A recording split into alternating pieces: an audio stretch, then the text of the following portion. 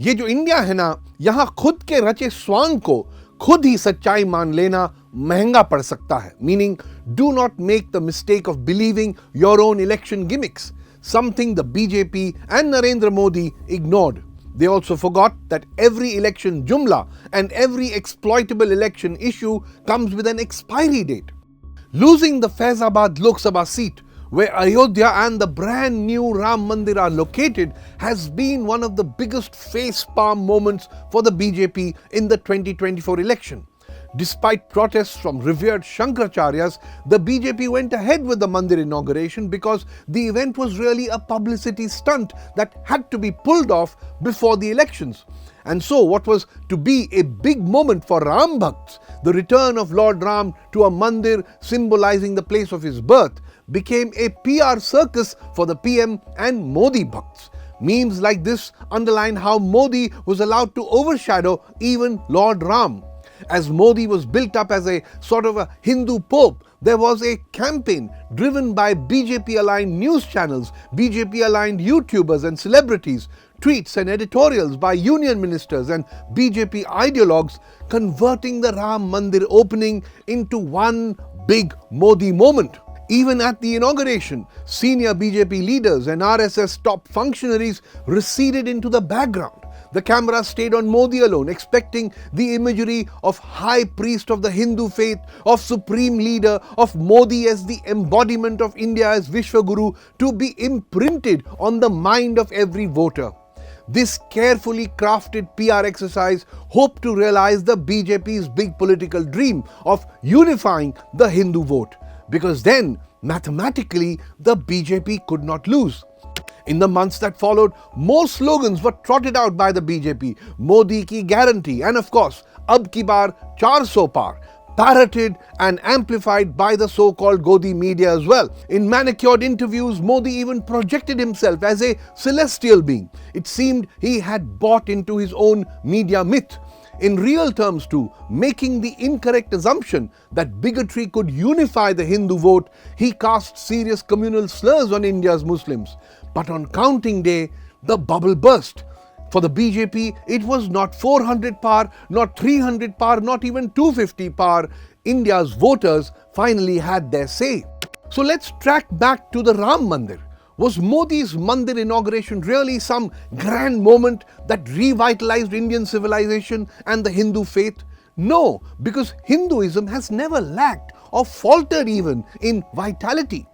One Ram Mandir that was really the culmination of a political movement cannot define or alter the course of a religion or a composite culture or a diverse civilization that goes back thousands of years. Similarly, is the Hindu voter really a monolith of 1,200 million people spread across the continent waiting for Modi to rouse them and have them rooting and voting for a 1,000-year Ram Rajya?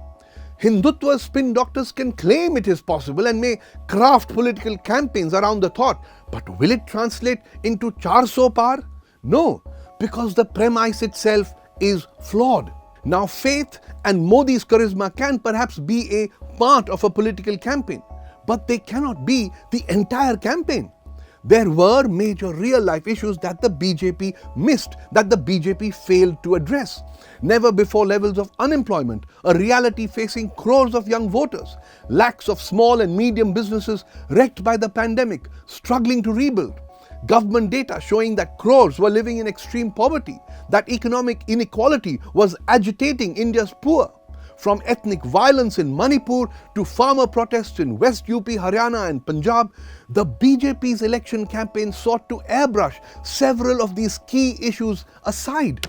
The other contradiction the BJP has not resolved over the years is the positioning of Hindutva by many of its leaders and supporters as an alternative to India's constitution.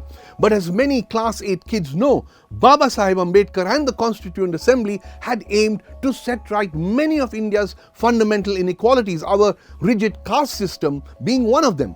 And so, a vast number of India's underprivileged Hindus are very possessive about the constitution and the social, economic, legal and political guarantees that are built into it. And so are India's minorities, who have been even more openly targeted by the BJP from the PM downwards. So when Hindutva is pitched as the core of Indianness by the BJP in opposition to India's constitution, the country's underprivileged castes, which account for well over half of India, push the BJP away. This is exactly what happened to the BJP in Uttar Pradesh, where strident Hindutva riding on bulldozers alienated a decisive number of Dalit voters, demolishing the BJP's aim of consolidating the Hindu vote. In fact, any state where the opposition presented a viable option, the voters rejected the BJP in this election.